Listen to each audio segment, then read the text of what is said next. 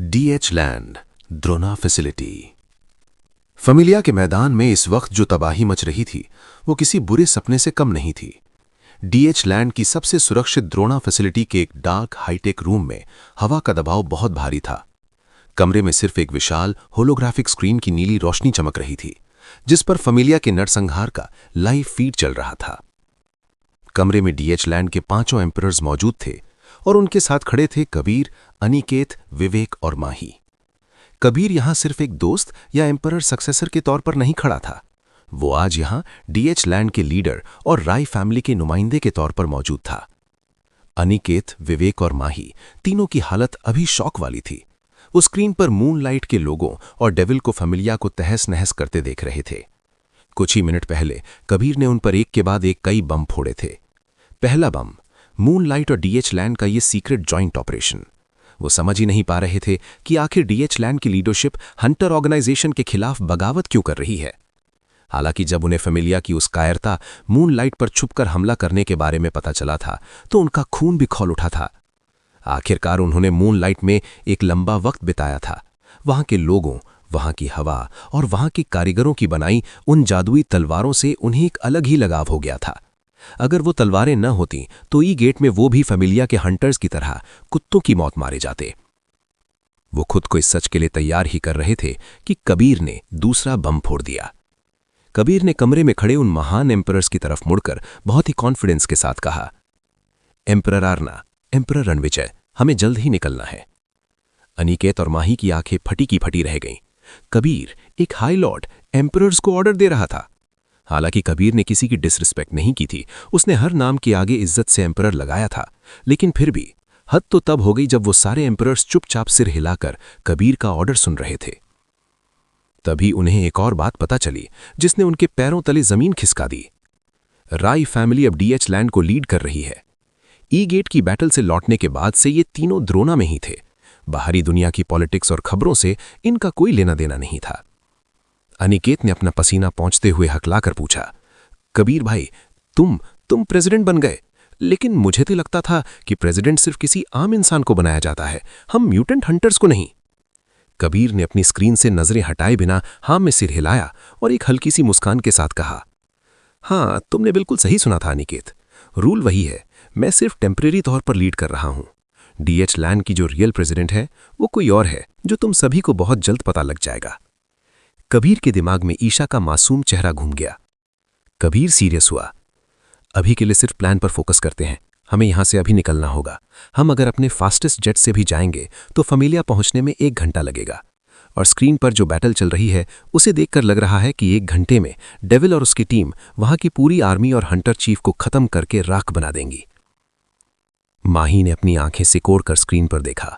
वहां फमिलिया के हंटर्स ने सीरम लगाकर खुद को भयानक 15 फीट ऊंचे मॉन्स्टर्स में बदल दिया था। क्या तुम्हें सच में लगता है कबीर, माही ने चिढ़ते हुए कहा, कि डेविल और उसके सिर्फ 8-9 साथी इन मॉन्स्टर पावर वाले हजारों जानवरों का सामना कर पाएंगे? वो हार भी सकते हैं। कबीर ने माही को देखा और एक बहुत ही कॉन्फिडेंट स्माइल दी। मैं उन सभी को बहुत अच्छे से जानता हूं माही, उनकी पावर अभी जो स्क्रीन पर दिख रही है उससे कहीं ज्यादा है। वो आसानी से इन सबको खत्म कर सकते हैं। तुम लोग डेविल की चिंता मत करो। कभी कमरे का भारी मेटालिक गेट खुला। सबकी नजरें गेट पर गईं। वहां से ध्रुवांश अंदर आ रहा था। वही ब्लैक पैंट, ब्लैक शर्ट और उसका वो शांत, मुझे किसी चीज से फर्क नहीं पड़ता वाला एटीट्यूड। उसे देखते ही माही का पारा चढ़ गया। वो चिढ़ते हुए बोली, तुम कभी नहीं सुधरोगे ध्रुवांश, कभी तो किसी जगह टाइम से आ जाया करो, सबको यहां वेट करवाते हो और लास्ट में आकर ऐसे ग्रैंड एंट्री लेते हो जैसे कोई सुपरस्टार हो। अनिकेत हंसते हुए बीच में बोला, अरे माही छोड़ना, ध्रुवांश भाई का ऑरा ही अलग है। भाई ऑरा फार्मिंग करते हैं, लास्ट में आकर सारा टेंशन ले जाते हैं। कमरे के इस भारी और सीरियस माहौल में अनिकेत के जोक से सबके चेहरे पर एक हल्की सी मुस्कान आ गई, लेकिन ध्रुवांश के एक्सप्रेशंस रत्ती भर भी चेंज नहीं हुए। उसके चेहरे पर एक पत्थर जैसी खामोशी थी। उसने सीधा कबीर को देखा और बहुत ही ठंडी आवाज में कहा, हमें चलना चाहिए। कबीर ने तुरंत हाँ में सिर हिला दिया। कबीर ने मन ही मन सोचा, ध्रुवांश भाई का ये क्लोन एकदम असली जैसा ही है। कोई कितना भी अच्छे से भाई को क्यों ना जानता हो, वो देखकर बता ही नहीं सकता कि ये सिर्फ एक परछाई है, असली ध्रुवांश नहीं। सभी एक एक करके अपने हथियार लेकर कमरे से बाहर निकलने लगे। लेडी एम्परर आर्ना जब ध्रुवांश के पास से गुजरी तो उनके कदम एक पल के लिए धीमे हुए। उसने अपनी तेज नजरों से ध्रुवांश को बहुत गौर से देखा, उसकी आंखों में कुछ ढूंढने की कोशिश की और फिर बिना कुछ बोले आगे बढ़ गई। सबसे आखिर में शिवाय अपनी कुर्सी से उठा। उसने एक लंबी अंगड़ाई ली और अपनी गर्दन चटकाते हुए बहुत ही बोरियत भरे अंदाज में धीरे से कहा, जब वहां जाकर हमें कोई रियल लड़ाई लड़नी ही नहीं है तो मुझे अपनी नींद खराब करके यहां क्यों बुलाया जा रहा है यार। सभी हॉलवे से जेट की तरफ निकल गए थे। ध्रुवांश अभी भी वहीं खड़ा था। शिवाय चलते हुए उसके पास आया और फिर दोनों साथ साथ कॉरिडोर में चलने लगे। उनके भारी जूतों की टप टप आवाज उस खाली कॉरिडोर में गूंज रही थी। ध्रुवांश ने सामने देखते हुए ही बहुत ही धीमी और शांत आवाज में पूछा, आपको क्या लगता है मैंने जो फैसला किया वो ठीक है? शिवाय, जो हमेशा की तरह अपनी पैंट की जेबों में हाथ डाले बहुत ही चिल अंदाज में चल रहा था, उसने बिना ध्रुवांश की ओर देखे एक बहुत ही गहरा सवाल दागा। ये सवाल कौन पूछ रहा है, एक आम लड़का ध्रुवांश या मूनलाइट का भगवान लॉर्ड डेविल? ध्रुवांश के कदम एक पल के लिए भी नहीं रुके। उसने अपनी गर्दन हल्की सी घुमाई और सीधा जवाब दिया, आपका स्टूडेंट। शिवाय के होठों पर एक बहुत ही रिलैक्स्ड और गर्व भरी मुस्कान आ गई। मैं तो सिर्फ नाम का टीचर हूं यार, मेरे बिना कुछ खास सिखाए ही तुम मुझसे कहीं आगे निकल गए। ध्रुवांश भी हल्का सा मुस्कुराया। आप मजाक कर रहे हैं, सिर्फ आपको ही मेरे राज यानी डेविल होने का सच नहीं पता है। मैं भी आपके बारे में काफी कुछ जानता हूं। शिवाय ने ऐसे ही मुस्कुराते हुए एक आईब्रो ऊपर उठाकर पूछा, अच्छा तो बताओ तुम ऐसा क्या जानते हो जो मुझे नहीं पता? ध्रुवांश की मुस्कान गायब हो गई। उसकी आवाज में अब एक बहुत ही डार्क और सीरियस टोन था। यही कि आप जानबूझकर खुद को नॉर्मल और आलसी दिखाते हैं। अगर बात सच में जिंदगी और मौत की आ जाए तो आप एम्परर तो छोड़िए, हंटर ऑर्गेनाइजेशन के ग्रैंड मास्टर पर भी भारी पड़ेंगे। आपकी असली पावर दुनिया की सोच से भी परे है। ध्रुवांश रुका। उसने शिवाय की आंखों में सीधा देखते हुए कहा, तो ये मत बोलिए कि मैं आपसे आगे निकल गया हूं। अगर डेविल को सच में इंसानों पर राज करना हो तो उसे किसी ग्रैंड मास्टर को मारने के बजाय सबसे पहले आपको रास्ते से हटाना चाहिए, क्योंकि हर एक दिन आपको जिंदा रखकर डेविल अपने सबसे बड़े और खतरनाक दुश्मन को ताकतवर होने का मौका दे रहा है। ये बात सुनते ही शिवाय के कदम अचानक रुक गए। कॉरिडोर का तापमान जैसे एक झटके में -डिग्री में चला गया। हवा भारी हो गई। शिवाय का वो मुस्कुराता हुआ चिल चेहरा एकदम से सीरियस और खतरनाक हो गया। उसकी आंखों में एक ऐसी गहराई आ गई जो किसी ब्लैक होल जैसी थी। लेकिन अगले ही पल शिवाय ने अपनी आंखें बंद की और एक बहुत ही रिलैक्स्ड हंसी हंसते हुए वापस चलने लगा। तुम सच में मुझे हमेशा चौंकाते हो मेरे भाई। जब मैं सोचता हूं कि तुम इससे बेहतर और क्या ही सोचोगे, तुम मुझे कुछ नया करके डरा देते हो। शिवाय ने गहरी सांस ली। तो तुमने पूछा था कि तुमने फैमिलिया पर हमला करके सही किया या नहीं? ध्रुवांश ने हाँ में सिर हिलाया। हाँ, आपने ही मुझे बोला था कि आप तब तक मेरे बीच में कुछ नहीं बोलेंगे जब तक डेविल इंसानों को चोट नहीं पहुंचाता। तो अभी डेविल ने फैमिलिया में इंसानों को कीड़ों की तरह काटा है। शिवाय ने मुस्कुराते हुए एक बहुत ही गहरी फिलॉसफी समझाई। देखो मेरे भाई, मेरे कहने का मतलब सिर्फ मासूमों और निर्दोषों से था। हाँ, ये सच है कि फैमिलिया की आर्मी में हजारों ऐसे सैनिक भी मारे गए होंगे जो शायद अंदर से निर्दोष हों। लेकिन दुनिया का कड़वा सच ये भी है कि आर्मी के लोग दोषी हैं या निर्दोष, ये उनके खुद के बिहेवियर से डिसाइड नहीं होता। उनके लीडर्स और उनकी गवर्नमेंट का बिहेवियर ये डिसाइड करता है। शिवाय ने ध्रुवांश के कंधे पर हाथ रखा। सीधे सीधे कहूं तो एक सरकार के किए गए गुनाहों का बोझ उसकी आर्मी को भी उठाना पड़ता है। अगर फैमिलिया के लीडर्स गलत थे तो उनकी आर्मी भी गलत है, क्योंकि वो उन्हीं के ऑर्डर्स मान रहे थे। कर्मों का हिसाब ऐसे ही काम करता है। ध्रुवांश को अपने गुरु की ये वाक सुनकर बहुत सुकून मिला। उसने मुस्कुराते हुए कहा, तो अभी हमारे पास जेट में काफी टाइम है। आप चाहें तो मुझे वो मसल मेमोरी और 24/7 बॉडी शील्ड वाली टेक्निक सिखा सकते हैं। मैं उसको बाद में प्रैक्टिस करूंगा। शिवाय हंसने लगा। मेरी 2 सबसे खतरनाक पावर टेक्निक सीखना चाहते हो? लगता है तुमने सच में मुझे फ्यूचर में हराने की ठान ली है। ठीक है, चलो, हमें जेट में एक साथ एक ही केबिन की जरूरत होगी। Location Familia, the battlefield. यहां वॉर ने एक बहुत ही डरावना और विभत्स मोड़ ले लिया था। मैदान में डेविल और उसके 8 साथियों के अलावा अब फैमिलिया का एक भी इंसान नहीं बचा था। हर तरफ सिर्फ और सिर्फ 15-15 फीट ऊंचे मॉन्स्टर्स ही दिखाई दे रहे थे। सभी फैमिलिया के हंटर्स ने मरने के डर से वो लाल रंग का पावर बूस्टर सीरम लगा लिया था। सीरम ने उनके शरीर फाड़ दिए थे। किसी के सींग निकल आए थे, किसी के 4 हाथ। आसमान में काले बादलों के बीच आयत उस भयानक हंटर चीफ से लड़ रही थी। सीरम के इफेक्ट से हंटर चीफ की पीठ फाड़कर 2 विशाल चमगादड़ जैसे पंख निकल आए थे, जिससे वो भी हवा में उड़ रहा था। उसकी आंखें पीली और खूंखार हो चुकी थीं। Clang, clash. आयत के माथे से पसीने की बूंदें टपक कर हवा में उड़ रही थीं। उसकी सांसें धौंकने की तरह चल रही थीं। सीरम यूज करने के बाद हंटर चीफ की पावर अब एक ग्रैंड मास्टर के लेवल तक पहुंच चुकी थी और हर गुजरते पल के साथ वो पावर और बढ़ती जा रही थी। साथ ही वो अपना इंसानी कंट्रोल भी खोकर एक पूरा जंगली जानवर बनता जा रहा था। जहां कुछ देर पहले आयत अपनी फुल पावर के साथ लाखों ब्लड सोर्ड्स का चक्रव्यूह बना सकती थी, वहीं अब उसके आसपास सिर्फ कुछ 100 तलवारें ही घूम रही थीं। उसके हाथ में वो स्पेशल तलवार थी जो ध्रुवांश ने उसे दी थी। उस तलवार का गोल्डन हैंडल ग्लो कर रहा था और उसकी ब्लेड पर ब्लू बटरफ्लाई और छोटे छोटे नीले फूलों का बहुत ही प्यारा डिजाइन बना हुआ था।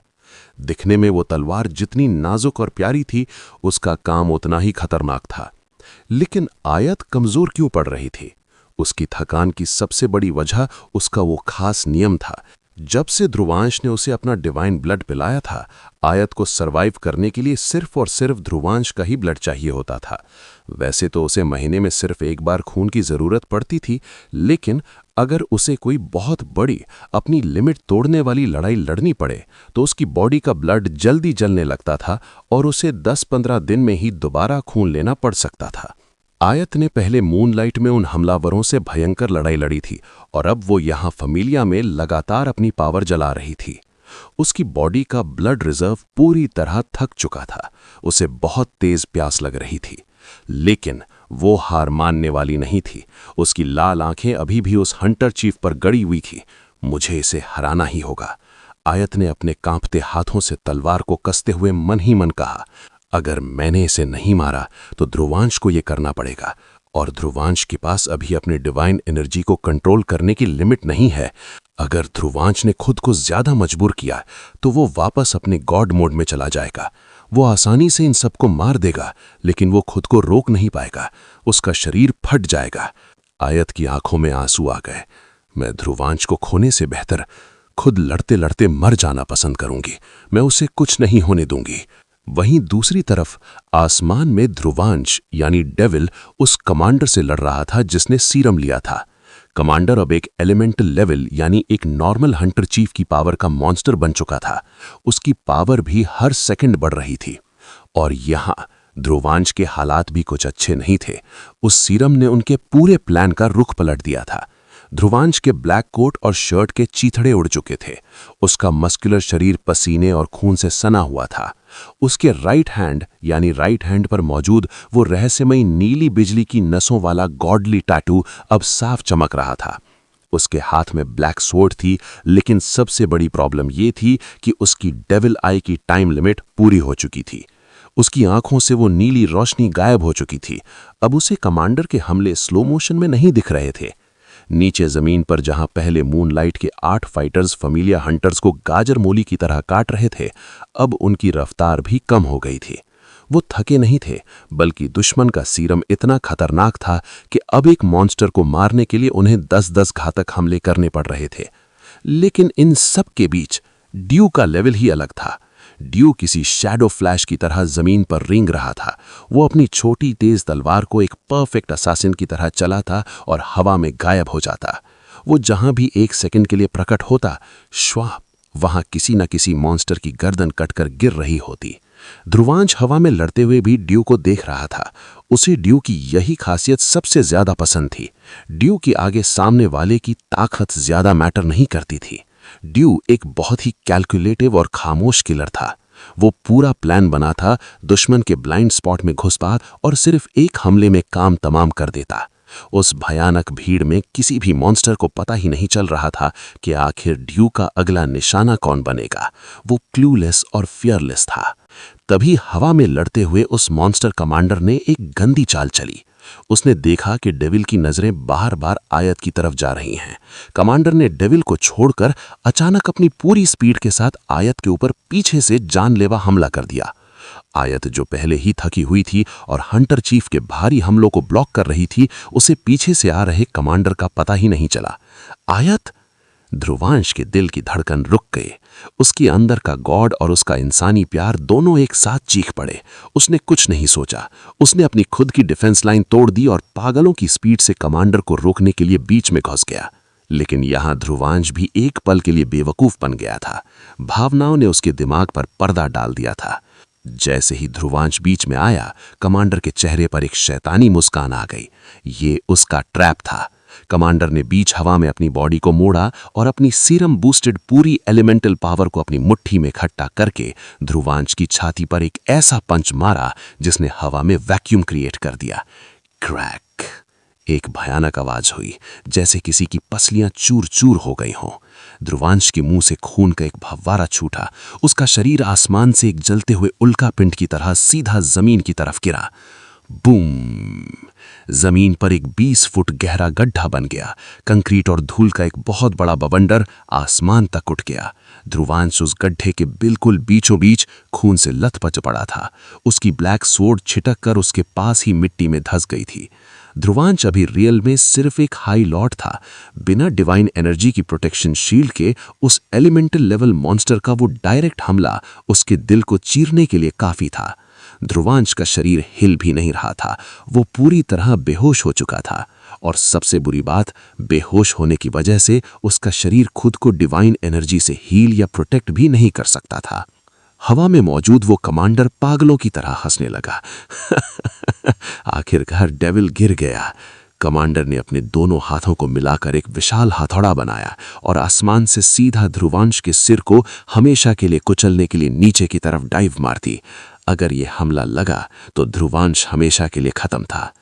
आसमान से आयत ने यह पूरा नजारा देख लिया था।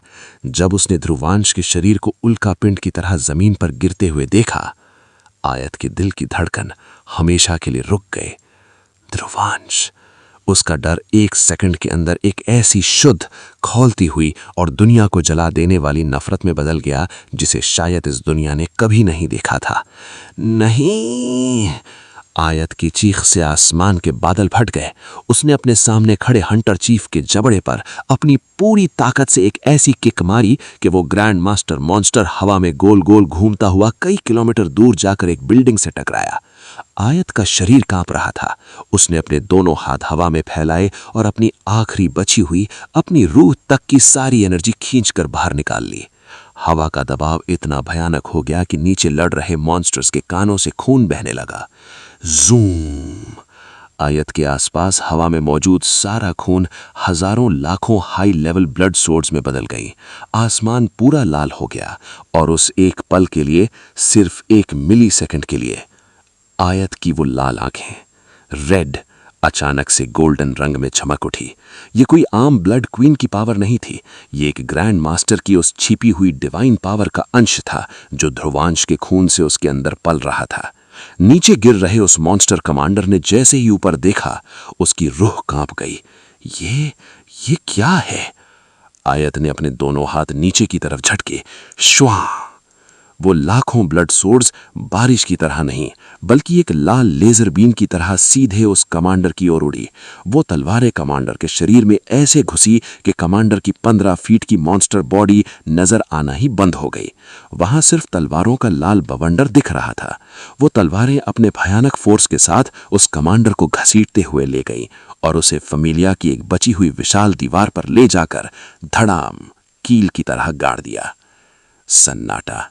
आयत की वो गोल्डन आंखें जैसे ही टूटी, वो वापस नॉर्मल लाल रंग की हो गईं।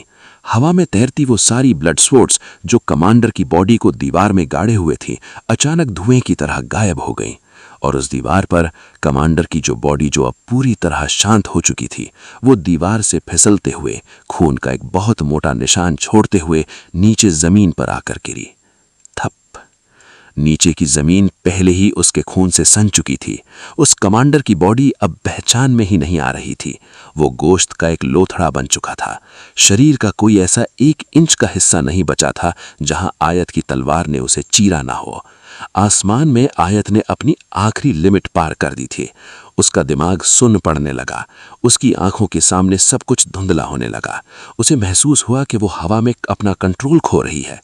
उसका शरीर नीचे गिरने लगा, लेकिन धुंधली आंखों के बीच भी उसने देखा कि वो हंटर चीफ जो अभी भी जिंदा था, वो अपने फटे हुए चमगादड़ वाले पंखों के साथ एक खूंखार हंसी हंसता हुआ वापस उसी की तरफ आसमान में तेजी से उड़ता हुआ आ रहा था। आयत की आंखें बंद होने लगीं। क्या होगा अब आगे? क्या ध्रुवांश मौत के मुंह से वापस आएगा? आयत को कौन बचाएगा? और डीएच लैंड में कबीर का वो मास्टर प्लान क्या रंग लाएगा? कहानी अब अपने सबसे एपिक क्लाइमैक्स पर खड़ी है। फामिलिया के उस खूनी आसमान में हवा का दबाव अब बर्दाश्त के बाहर हो चुका था। नीचे जमीन पर खून की नदियां बह रही थीं, लेकिन आसमान में जो लड़ाई चल रही थी वो अब अपने सबसे खतरनाक मोड़ पर आ गई थी। आयत की आंखें धीरे धीरे बंद होने लगी थीं। उसका शरीर अब जवाब दे रहा था। उसके अंदर का ब्लड रिजर्व लगभग खत्म हो चुका था। उसने अपनी लिमिट से कहीं ज्यादा खून और मैजिक जला दिया था। सामने वो हंटर चीफ, जो अब उस लाल सिरम की वजह से एक 15 फीट का खोंखार चमगादड़ के पंखों वाला मॉन्स्टर बन चुका था। वो अपनी विशाल जहरीली तलवार लिए पूरी ताकत से आयत की ओर बढ़ रहा था। उसकी पीली आंखें मौत का पैगाम दे रही थीं। मुझे यहां हार नहीं माननी है। आयत ने अपने कांपते हुए मन में खुद को संभाला। उसने अपनी भारी पलकों को जबरदस्ती खोला। हंटर चीफ ने एक बहुत ही भारी स्लैश मारा। क्लैंग! आयत ने अपनी वो खूबसूरत नीली तितलियों वाली ध्रुवांश की दी हुई तलवार आगे की और उस जानलेवा वार को रोक लिया। लेकिन उस Siram boosted grand master level के मॉन्स्टर की फिजिकल पावर बहुत ज्यादा थी। उसे एक झटके से आयत हवा में ही कई कदम पीछे की ओर खिसक गई। उसके हाथों की नसें दर्द से चीख उठीं। लेकिन इससे पहले कि आयत संभल पाती, स्वश! एक दूसरा बेहद तेज हमला पीछे से आया। हंटर चीफ ने अपनी पूंछ का इस्तेमाल किया था। एक ऐसा हमला जो आयत देख भी नहीं पाई। श्रांक! आह! आयत के मुंह से एक दर्दनाक चीख निकल गई। ये हमला सीधा उसके शरीर पर लगा था। आयत की वो लाल ड्रेस जो हमेशा उसकी मजबूत ढाल बनकर उसे प्रोटेक्ट करती थी, उसका काफी हिस्सा फट चुका था। उसकी गोरी और मजबूत टांगों पर अब गहरे कट लग चुके थे, जिनसे खून की लाल बूंदें छलक कर हवा में चमक रही थीं। उसकी वो मैजिकल रेड ड्रेस भी बिल्कुल सिल्वी के कपड़ों की तरह उसकी अपनी इच्छा और पावर से वर्क करती थी। वो जैसी चाहे वैसी ड्रेस अपनी मर्जी से बना सकती थी। लेकिन उन कपड़ों को बनाए रखने के लिए भी उसे अपनी स्पिरिचुअल पावर खर्च करनी पड़ती थी। और अब चूंकि उसकी पावर लगभग 0 हो चुकी थी, इसलिए उसकी ड्रेस भी अपना आकार खो रही थी। ड्रेस अब सिर्फ उसकी कमर के नीचे से लेकर जांघों तक की जगह को ढके हुए थी। वहीं ऊपर सिर्फ उसकी सीने को ढके हुए लाल कपड़े का एक छोटा सा हिस्सा बचा था, जिसके नीचे उसके खूबसूरत, सिडेक्टिव और परफेक्ट कमर साफ दिखाई दे रही थी। लेकिन वो खूबसूरती अब दर्द में डूब चुकी थी। हंटर चीफ का वो आखिरी हमला बहुत घातक था। आयत के सीने के बीच से होते हुए ऊपर गर्दन तक एक लंबा और गहरा जख्म उभर आया था। खून तेजी से रिसने लगा था। अगर आयत की जगह कोई आम हंटर होता या खुद इंसानी रूप वाला ध्रुवांश ही होता बिना उसकी डिवाइन पावर के, तो वो इस एक हमले से हवा में ही 2 हिस्सों में बंट चुका होता। आयत को अब सब कुछ धुंधला दिखाई देने लगा था। हवा की आवाज उसके कानों में सुन्न पड़ रही थी। अचानक उसकी पलकें भारी होकर बंद हो गईं। उसके हाथ से वो खूबसूरत तलवार छूट गई। उसकी बॉडी हवा में एकदम ढीली पड़ गई। डेविल की टीम की सबसे पावरफुल मेंबर आखिरकार लड़ते लड़ते बेहोश हो चुकी थी। आयत उस खौफनाक ऊंचाई से एक टूटे हुए तारे की तरह तेजी से नीचे जमीन की तरफ गिरने लगी। हवा उसके बालों को चीर रही थी। अगर वो इतनी ऊंचाई से कंक्रीट पर गिरती तो उसकी चोटें और भी गंभीर हो सकती थीं, या शायद उसकी जान भी जा सकती थी। वो जमीन से बस कुछ ही फीट की दूरी पर थी कि अचानक स्वोश! अचानक वो हवा में ही रुक गई। आयत की आंखें बहुत ही हल्की सी खुली। उसे दर्द से धुंधली होती अपनी आंखों के सामने एक जाना पहचाना, बहुत ही खौफनाक लेकिन सुकून देने वाला चेहरा दिखाई दिया। डेविल ने अपने दोनों हाथों से उसे हवा में गिरने से पहले ही कैच कर लिया था। आयत ने उस खौफनाक गोल्डन मास्क के पीछे छिपी उन जानी पहचानी आंखों को देखा। उसके दर्द से भरे चेहरे पर एक बहुत ही गहरी, सुकून भरी मुस्कान आ गई। ध्रुवांश, आप आ गए। आयत ने बहुत ही प्यार और एक अजीब सी तसल्ली के साथ फुसफुसाया। वो जानती थी कि जब ध्रुवांश यहाँ है तो अब कोई उसे या इस दुनिया को छू भी नहीं सकता। और ये बोलते ही आयत की आंखें बेहोशी में बंद हो गईं, उसका सिर ध्रुवांश के सीने पर ढलक गया।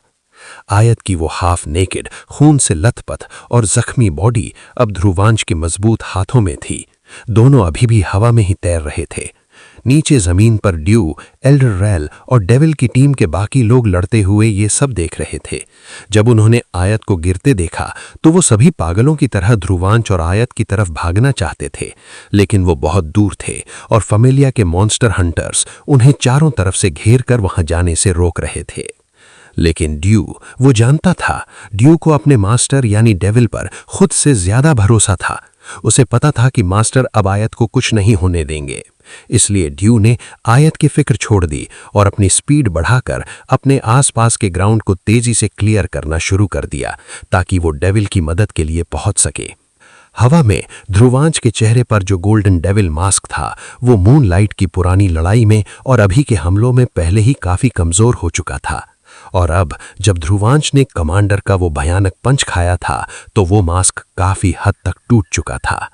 मास्क का आधा हिस्सा जो ध्रुवांश की बाईं आंख को ढकता था वो टूटकर गिर चुका था और उस नंगी खुली हुई बाईं आंख से अब शुद्ध नीली आग धधक कर बाहर निकल रही थी। यह बिल्कुल वैसा ही नजारा था जैसा मूनलाइट में अर्नव की मौत के बाद हुआ था जब ध्रुवांश आउट ऑफ कंट्रोल हो गया था। ध्रुवांश में धीरे से अपनी गोद में बेहोश पड़ी आयत की ओर देखा। उसके खूबसूरत शरीर पर वो खौफनाक जख्म देखकर ध्रुवांश के अंदर का इंसान पूरी तरह मर गया। अब वहां सिर्फ एक गॉड बचा था। ध्रुवांश ने धीरे से अपनी नजरें उठाईं और हवा में कुछ दूर खड़े अपनी जीत पर हंसते हुए उस हंटर चीफ को घूर कर देखा। जू! ध्रुवांश का गुस्सा और बढ़ गया। उसकी खुली हुई आंख से निकलने वाली वो नीली डिवाइन फ्लेम और भी ज्यादा लंबी होकर हवा में लहराने लगी। हवा का टेम्परेचर इतना गिर गया कि आसपास की आग भी बर्फ में बदलने लगी। तभी ध्रुवांश के दोनों हाथों से एक बहुत ही सॉफ्ट लेकिन बेहद पावरफुल नीली एनर्जी निकली। उस एनर्जी ने आयत की जख्मी बॉडी को ध्रुवांश के हाथों से धीरे से हवा में ऊपर उठा लिया। वो एनर्जी आयत के नीचे एक बेहद नर्म मैजिकल बेड की तरह बन गई और फिर उस एनर्जी ने आयत को चारों तरफ से एक अभेद्य नीले बैरियर में ढक लिया। वो गोल बैरियर इतना मजबूत और डांक था कि बाहर से अंदर का कुछ भी दिखाई नहीं दे रहा था। अब आयत पूरी तरह सुरक्षित थी। ध्रुवांश ने सिर्फ अपनी उंगली से एक हल्का सा इशारा किया और वो गोल बैरियर जिसके अंदर आयत थी हवा में तैरता हुआ उस खूनी बैटलफील्ड से बहुत दूर एक सुरक्षित और शांत जगह पर जाकर हवा में ही रुक गया। अब ध्रुवांश आजाद था। उसकी खौफनाक आधी नीली जलती हुई नजरें सीधा उस हंटर चीफ पर जाकर टिक गई। अब मौत का तांडव शुरू होगा। उसी वक्त फमेलिया से कुछ ही दूरी पर आसमान में डीएच लैंड का एक ब्लैक स्टेल्थ जेट हवा को चीरता हुआ तेजी से आ रहा था। जेट के अंदर एक कैबिन में ध्रुवांश आंखें बंद किए बैठा था और शिवाय के सिखाए टेक्निक को याद और प्रैक्टिस कर रहा था। उसी दौरान शिवाय एक मैगजीन पढ़ने में बिजी था, लेकिन बाकी सभी कबीर, आरना, उमंग, अमर, रायचंद, रणविजय, अनिकेत, विवेक, माही वो सभी अभी भी जेट की बड़ी स्क्रीन पर उस लाइव बैटल को देख रहे थे। एम्परर रणविजय ने पसीना पोंछते हुए घबराई हुई आवाज में कहा, मुझे लगता है कि हमें वहां पहुंचकर डेविल का सामना करने या एक्टिंग करने के बजाय हमें सचमुच उन्हें बचाना पड़ेगा। उनकी हालत तो बहुत खराब लग रही है। कुछ देर पहले जब उन्होंने डेविल को उस कमांडर के पंच से नीचे जमीन में धंसते हुए देखा था तो उनकी जान हलक में आ गई थी, लेकिन जब आयत ने खुद को खतरे में डालकर उस कमांडर को खत्म किया तो वो हैरान रह गए थे। पर अब आयत की ये डाइंग हालत देखकर वो सब अंदर तक घबरा गए थे कि उनका पूरा मास्टर प्लान फेल होने वाला है। लेकिन फिर जब डेविल वापस हवा में उठा तो उनकी उम्मीदें थोड़ी जागी थीं। लेकिन जैसे ही वो जेट फैमिलिया की बाउंड्री के और नजदीक पहुंचा, उन सभी एम्परर्स ने उस हंटर चीफ का वो सीरम वाला ऑरा महसूस किया। धक, उनकी उम्मीदें फिर से चकनाचूर हो गईं। उन्हें न्यूज़ की स्क्रीन पर देखकर ये बिल्कुल भी अंदाजा नहीं लग रहा था कि वो मॉन्स्टर बनने के बाद हंटर चीफ की पावर आखिर कितनी बढ़ गई है। लेकिन अब जब वो उस पावर को खुद अपनी सेंसेस से फील कर पा रहे थे तो उनका दिमाग सुन्न हो गया। हंटर चीफ की पावर ग्रैंड मास्टर लेवल से भी बहुत ऊपर जा चुकी थी, एक ऐसे लेवल पर जिसे वो एम्परर समझ भी नहीं सकते थे। उन्हें अब समझ आ रहा था कि डेविल कमजोर नहीं पड़ा था, बल्कि फैमिलिया वाले अपनी सीरम की वजह से उम्मीद से कहीं ज्यादा ताकतवर और खूंखार हो गए थे।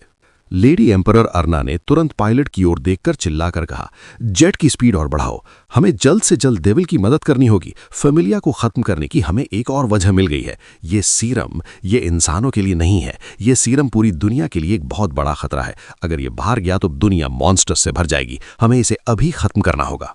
सभी आपस में घबराई हुई बातें कर ही रहे थे कि तभी अनिकेत हड़बड़ाते हुए अपनी सीट से उछल पड़ा और चीखा, गाइज स्क्रीन की ओर देखो जल्दी। सबने झटके से स्क्रीन की तरफ देखा। डेविल की उस नीली आग और उसके टूटे हुए मास्क वाले नए खौफनाक लुक को देखकर वो पहले ही हैरान थे, लेकिन अब उन्होंने स्क्रीन पर जो देखा उसने उनकी रूह को कंपा के रख दिया। वो हंटर चीफ मॉन्स्टर जो इतना खतरनाक ऑरा लिए हुए था, वो अपनी पूरी ग्रैंड मास्टर स्पीड से डेविल पर ताबड़तोड़ ऐसे हमले कर रहा था जो एक एम्परर की आंखों को भी मुश्किल से दिखाई दे रहे थे। लेकिन डेविल उन जानलेवा हमलों से ऐसे बच रहा था जैसे वो हवा में कोई बहुत ही स्मूथ डांस कर रहा हो। उसका शरीर पानी की तरह मुड़ रहा था। वो 1 इंच भी अपनी जगह से नहीं हिला, बस अपने कंधों और सिर को हल्का हल्का घुमाकर उन पहाड़ तोड़ने वाले हमलों को ऐसे इग्नोर कर रहा था जैसे कोई बच्चे के मुक्के हों। हवा में सिर्फ 2 शक्तियों के टकराने की रोशनियां दिखाई दे रही थीं। तभी स्बूश, 1 सेकंड के 1000वें हिस्से में धक, ध्रुवांश ने अपना हाथ आगे बढ़ाया और एक ही झटके में उस 15 फीट के विशालकाय हंटर चीफ मॉन्स्टर की गर्दन पकड़ ली। धक, हंटर चीफ हवा में ही लटक गया। वो ध्रुवांश के उस एक हाथ की पकड़ से छूटने के लिए छटपटाने लगा, लेकिन वो वहां 1 इंच भी हिल नहीं पा रहा था।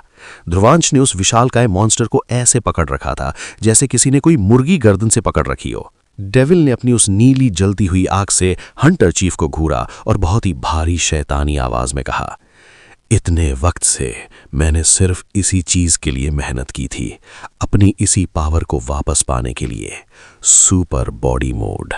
सुपर बॉडी मोड ध्रुवांश की वो आखिरी और सबसे खतरनाक टेक्निक थी जो उसकी डिवाइन एनर्जी को उसकी फिजिकल बॉडी के साथ 100% सिंक कर देती है। इससे वो कुछ मिनटों के लिए वापस एक गॉड की तरह अजयी हो जाता था। ध्रुवांश ने हंटर चीफ की गर्दन को और जोर से दबाते हुए कहा, मैंने अपनी इस इंसानी बॉडी को हमेशा इसी पावर के लिए ट्रेन किया है। हालांकि मुझे ये मोड अभी यूज नहीं करना था, लेकिन तुमने मुझे मजबूर किया। ध्रुवांश की आवाज में अब मौत का दर्द था। मुझे इस मोड को यूज करने की बहुत बड़ी कीमत चुकानी पड़ सकती है, लेकिन तुझे इसके लिए अपनी जान देकर कीमत चुकानी होगी। ये पूरा खौफनाक नज़ारा लाइव देख रहे दुनिया भर के लोगों की आंखें फटी की फटी रह गई थीं, चाहे वो फैमिलिया के डरे हुए आम लोग हों, चाहे वर्कजान कॉन्टिनेंट के ग्रैंड मास्टर्स और उनकी एम्परर्स की टीम हो, चाहे वर्कजान में बैठे केबी ग्रुप के बड़े बड़े न्यूज़ डायरेक्टर्स हों या फिर डीएच लैंड में डॉर्मेट्री में बैठी ईशा और उसके दोस्त हों, सबके पसीने छूट गए थे। वहीं फैमिलिया की एक दूर की बिल्डिंग पर बैठा जोजो स्ट्रीमर, चूंकि ये उसके देश की न्यूज़ नहीं थी, इसलिए वो ऑफिशियल न्यूज़ रिपोर्टर की तरह रिपोर्ट नहीं कर रहा था, लेकिन वो अपने प्राइवेट जोजो स्ट्रीमर चैनल पर इस पूरी लड़ाई का लाइव रिएक्शन ज़रूर दे रहा था। और हमेशा की तरह जोजो अपने डेविल भाई के ही फुल सपोर्ट में था। जोजो ने अपने कैमरे में देखते हुए पूरे जोश और एटीट्यूड के साथ चिल्लाकर कहा, देख रहे हो व्यूअर्स, डेविल भाई आखिरकार अपने असली मोड में आ चुके हैं। मुझे लगता है डेविल भाई शायद उस खतरनाक सीरम को हमेशा के लिए खत्म करने के लिए ही ये इतना अग्रेसिव हमला कर रहे हैं। जोजो ने पसीना पोंछते हुए एनालाइज किया। गाइस, आप सबने देखा ना, वो लाल सीरम लगते ही वो हंटर चीफ कितना पावरफुल हो गया था। मेरे सालों के हंटर एक्सपीरियंस, डैमेज आउटपुट और बाकी सब चीज़ों को कैलकुलेट करें तो वो हंटर चीफ शायद हमारे ग्रैंड मास्टर के लेवल के बराबर या उससे भी ज़्यादा ताकतवर हो गया है। तभी जोजो की लाइव चैट में एक कमेंट आया, जोजो भाई, हम तुम्हारी रिस्पेक्ट करते हैं, लेकिन यार डेविल यहाँ जो कर रहा है वो गलत है। उसने कितने ही लोगों की जानें ली हैं यहाँ फैमिलिया में। वो सब इंसान थे यार, क्या हम सच में उस डेविल पर भरोसा कर सकते हैं? वो तो हमें भी मार सकता है। एक और लड़के ने चैट में लिखा, हाँ सही बात है, अगर डेविल को सिर्फ वो सीरम ही डिस्ट्रॉय करना था तो वो सीधे जाकर उनके बेस पर अटैक करके सीरम खत्म कर देता। उसे इतने सारे हंटर्स को बेरहमी से मारने की क्या जरूरत थी। जो ने इन कमेंट्स को पढ़ा उसने हाँ में सिर हिलाते हुए बहुत ही सीरियस होकर कैमरे में देखा और कहा, हाँ गाइज, आप सभी का गुस्सा और सवाल बिल्कुल सही है, लेकिन आप एक बात नोटिस कीजिए। आपने देखा कि पूरी फैमिलिया की हंटर आर्मी ने उस सीरम का इस्तेमाल किया है। मतलब ये सीरम कोई गलती नहीं, उनका मेन हथियार है। वो पूरी दुनिया के लिए एक बहुत बड़ा खतरा बन चुके थे। जो ने बहुत ही इमोशनल और लॉजिकल पॉइंट रखते हुए कहा, और ज़रा याद करो यार, ये वही डेविल है जिसने हमारे देश के एक एक हंटर की जान ई गेट में बचाने के लिए अपने खुद के खजाने से इतने कीमती जादुई हथियार और वो टेलीपोर्ट नेकलेस हमें फ्री में बांट दिए थे। जो इंसान हमारी जान बचाने के लिए अपना सब कुछ लुटा सकता है, वो बिना किसी बहुत बड़ी वजह के इतने सारे इंसानों को कभी नहीं मारेगा। जो ने अपना मुक्का मारा। जरूर इन फैमिलिया वालों ने डेविल को कोई बहुत बड़ा धोखा दिया होगा या उसे बहुत गहरे से ऑफेंड किया होगा। गाइस, बस थोड़ा वेट करो, मैं गारंटी देता हूं हमें हमारे सवालों का जवाब बहुत जल्द मिलेगा। और वहीं आसमान में अब लड़ाई नहीं रह गई थी। डेविल ने उस हंटर चीफ मॉन्स्टर को उसकी गर्दन से पकड़े हुए ही आसमान से सीधा नीचे की ओर एक गोता लगाया। स्वूश, धड़ाम। डेविल ने हंटर चीफ को इतनी भयानक ताकत के साथ नीचे जमीन कंक्रीट पर ले जाकर पटका कि पूरा शहर भूकंप की तरह हिल गया। जमीन में एक बहुत बड़ा गड्ढा बन गया। लेकिन डेविल यहीं नहीं रुका। उसने हंटर चीफ को वापस हवा में उछाला और अपने पैर से एक बहुत ही जोरदार हवा को फाड़ देने वाली लात मारी। बूम! हंटर चीफ हवा में गोली की तरह उड़ा और दूर जाकर एक बहुत बड़ी मजबूत बाउंड्री वॉल से जा टकराया। क्रैश! दीवार टूट गई। डेविल के हर एक हमले में हंटर चीफ की उस अजय अनबीटेबल मॉन्स्टर बॉडी के चिथड़े उड़ रहे थे। हर पंच के साथ चीफ की हड्डियों के चूरा होने की कड़क क्रैक आवाजें पूरे मैदान में साफ सुनाई दे रही थीं। डेविल तुरंत उस टूटी हुई दीवार के पास पहुंचा। उसने हंटर चीफ को उसकी टांग से पकड़ा और उसे घुमाकर एक विशाल चट्टान की तरफ पूरी ताकत से फेंक दिया। तभी ठीक उसी वक्त उनके ऊपर से डीएच लैंड का वो ब्लैक जेट गुजरा। उस जेट के दरवाजे खुले और उसमें से डीएच लैंड के 5 एम्परर्स अर्ना, रणविजय वगैरह और उनके सक्सेसर्स कबीर, अनिकेत, विवेक माही बिना किसी पैराशूट के नीचे कूद पड़े। वो बहुत ही भयानक ऊंचाई से कूदे थे। हवा को चीरते हुए वो नीचे आ रहे थे। जब वो जमीन से कुछ 100 फीट की ऊंचाई पर थे तब उन्होंने अपने जादुई पैराशूट खोले, और जब वो जमीन से सिर्फ कुछ मंजिलों की ऊंचाई पर रह गए तब उन्होंने सबने एक साथ अपने पैराशूट्स को अपने शरीरों से खोलकर अलग कर दिया। पैराशूट्स हवा में उड़ गए और वो सभी 10 लोग डीएच लैंड की अल्टीमेट पावर, किसी सुपर हीरो टीम की तरह एक ही लाइन में बहुत ही एपिक और धमाकेदार पोज के साथ जमीन पर लैंड हुए। धम धम धम उनके लैंड होने से धूल का एक बड़ा बवंडर उठा। ये नजारा कैमरों में बहुत ही खतरनाक दिख रहा था। जैसे ही धूल छटी, उन 10 लोगों ने देखा कि फैमिलिया का वो खूंखार हंटर चीफ हवा में उड़ता हुआ जाकर उस विशाल चट्टान से टकराया है, और डेविल पलक झपकते ही उस चट्टान के पास पहुंच गया था और उसने हंटर चीफ को फिर से उसकी गर्दन से हवा में उठा लिया था। तभी ध्रुवांश के दिमाग में अमिलिया की वार्निंग गूंजी। Warning master, super body mode की टाइम लिमिट खत्म हो गई है। अगर आपने इसे 1 मिनट भी और ज्यादा यूज किया तो आप खुद की बॉडी को अंदर से हमेशा के लिए नष्ट कर लेंगे। लेकिन डेविल ने अमिलिया की उस वार्निंग को पूरी तरह इग्नोर कर दिया। उसने हंटर चीफ की सूजी हुई, खून से लथपथ आंखों में घूरते हुए एक बहुत ही दर्दनाक और गुस्से से कांपती हुई आवाज में कहा, अगर तुम्हें मुझसे कोई परेशानी थी तो तुम्हें सिर्फ मुझे मारना चाहिए था ना, लेकिन तुमने मेरे मासूम लोगों को क्यों मारा? ये बोलकर डेविल ने अपनी मुट्ठी बांधी और हंटर चीफ के चेहरे पे एक ऐसा मुक्का जड़ दिया जिसने चीफ का आधा चेहरा ही पिचका दिया। क्रंच! डेविल की आंखों से नीली आग धधकने लगी। उस छोटे से बच्चे ने तुम्हारा क्या बिगाड़ा था? वो तो सिर्फ सिल्वी को रोकने की कोशिश कर रहा था, और तुमने उन एंजल्स के इशारे पर उस 10 साल के मासूम को भी मार दिया। क्यों? Balm balm! डेविल ने 2 और भयानक मुक्के चीफ के मुंह पर मारे। क्या बिगाड़ा था उस मासूम लड़की ने? डेविल दहाड़ रहा था। उसकी आवाज में एक भाई के टूटने का दर्द था, जिसके साथ तुम लोगों ने इतना घिनौना काम किया और फिर उसे इतनी बेरहमी से काट कर टांग दिया। Balm balm crack! डेविल लगातार बिना रोके चीफ के चेहरे पर पंच मारे जा रहा था। हंटर चीफ की आंखों, नाक और मुंह से सिर्फ और सिर्फ काला खून बहने लगा था। तभी डेविल ने अचानक अपनी स्टोरेज रिंग से एक हाई ग्रेड रिकवरी पोशन निकाला। उसने वो पोशन हंटर चीफ के मुंह और जख्मों पर डाल दिया। पोशन गिरते ही हंटर चीफ के वो टूटे हुए जख्म और हड्डियां तुरंत हील होने लगे। लेकिन ये कोई दया नहीं थी, ये सबसे बड़ी क्रूरता थी। जैसे ही हंटर चीफ का चेहरा ठीक हुआ, डेविल ने वापस अपनी मुट्ठी उठाई और उसके उसी ठीक हुए चेहरे को अपने मुक्कों से दोबारा कुचलना शुरू कर दिया। Balm balm balm. चीफ दर्द से पागलों की तरह चीख रहा था। डेविल उसे मरने भी नहीं दे रहा था, वो उसे हील कर रहा था, फिर दोबारा तोड़ रहा था। हंटर चीफ का सिर उस पीछे वाली चट्टान में एक बहुत बड़ा गड्ढा बनाते हुए अंदर धंसने लगा था। चीफ की बॉडी ने अब हिलना भी बंद कर दिया था, लेकिन डेविल अभी भी एक पागल डिस्ट्रॉयर की तरह उसे मुक्के मारे जा रहा था। तभी सुश, एक परछाई हवा को चीरती हुई तेजी से डेविल के पास आई और उसने डेविल के कंधे पर हाथ रख दिया। डेविल ने गुस्से से मुड़कर देखा। वो उसका ही क्लोन था जो डीएच लैंड के एम्परर्स के साथ नीचे कूदा था। क्लोन ने अपने डेविल रूप की आंखों में बहुत ही गंभीरता से देखते हुए जोर से कहा, बस हुआ, मुझे भी इस जानवर के टुकड़े टुकड़े करने का मन हो रहा है, लेकिन हम दुनिया में शांति चाहते हैं। अगर तुम इस तरह एक राक्षस की पढ़ाई से मारोगे तो दुनिया का हर इंसान मूनलाइट से नफरत करने लगेगा। हमें इंसानियत को बचाना है। क्लोन यानी ध्रुवांश ने डेविल को अपनी एक्टिंग याद दिलाते हुए कहा, अभी प्लान में थोड़ा चेंज है। तुम आयत को लो, यहां से वापस मूनलाइट जाओ। हम ड्यू और बाकियों के साथ इस प्लान को आगे बढ़ाएंगे। डेविल एक पल के लिए शांत हुआ। उसने अपनी उबलती हुई सांसों को कंट्रोल किया। उसने हाँ में सिर हिलाया और उस हंटर चीफ की अधमरी बॉडी को वहीं जमीन पर कचरे की तरह फेंक दिया। फिर डेविल हवा में उड़ गया। दुनिया भर में लाइव देख रहे व्यूअर्स ये सब देखकर पूरी तरह शॉक और कंफ्यूज हो चुके थे। आखिर इस ध्रुवांश ने उस खौफनाक डेविल से क्या कहा और डेविल ने एक आम इंसान की बात मान भी ली। उधर फमिलिया के मैदान में ड्यू और मूनलाइट के बाकी साइलेंट किलर्स ने भी फमिलिया के बचे खुचे सभी मॉन्स्टर्स और लीडर्स को खत्म कर दिया था। अब वहां फमिलिया की तरफ से लड़ने वाला कोई बड़ा लीडर नहीं बचा था।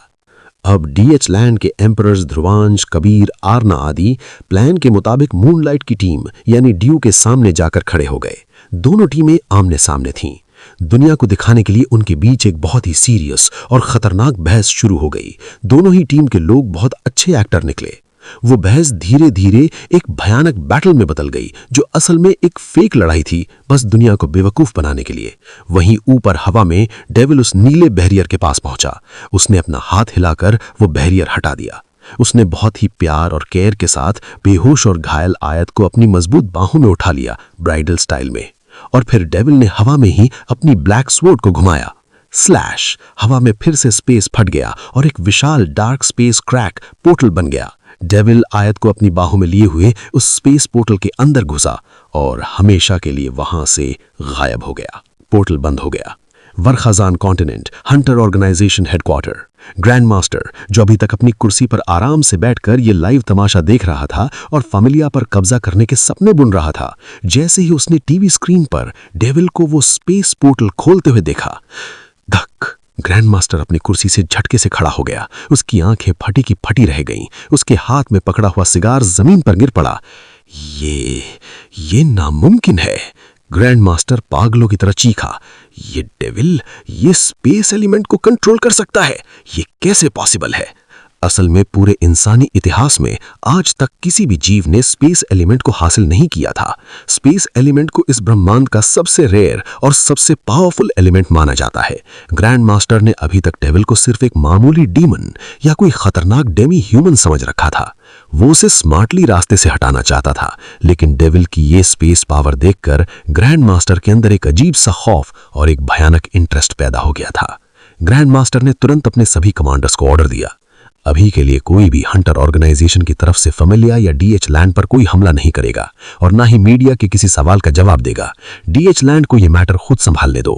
ग्रैंड मास्टर की आंखों में एक शातिर चमक आ गई। और सुनो, जैसे ही ये फमिलिया वाला वॉर खत्म हो जाए, किसी भी तरह कोई भी कीमत चुकाकर उस मूनलाइट रेल्म से हमारा डायरेक्ट कांटेक्ट बनाने की कोशिश करो। मुझे उस डेविल से मिलना है। उधर फमिलिया के मैदान में डीएच लैंड और मूनलाइट यानी ड्यू के बीच कुछ देर की फेक लड़ाई के बाद ध्रुवांश यानी क्लोन ने दोनों टीमों को रोकते हुए एक शांति समझौता करने का प्रस्ताव रखा ताकि और खून खराबा ना हो। उन्होंने तुरंत फमिलिया के लोकल न्यूज चैनल्स को कांटेक्ट किया ताकि ये शांति समझौता पूरी दुनिया में लाइव हो सके और डीएच लैंड को फमिलिया का रक्षक घोषित किया जा सके।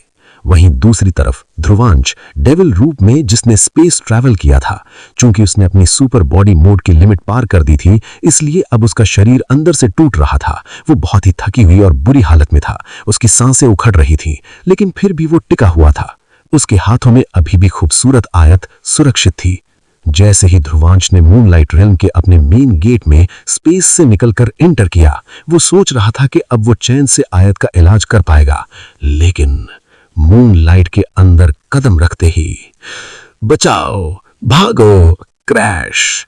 ध्रुवांश के कानों में मूनलाइट के अंदर से भयानक हड़कंप, चीखें और तबाही की आवाजें गूंजने लगीं। ध्रुवांश के थके हुए पैर वहीं जम गए। उसकी आंखों में एक अजीब सा खौफ तैर गया। उसने अपने कांपते हुए होठों से फुसफुसाया, फिर से नहीं।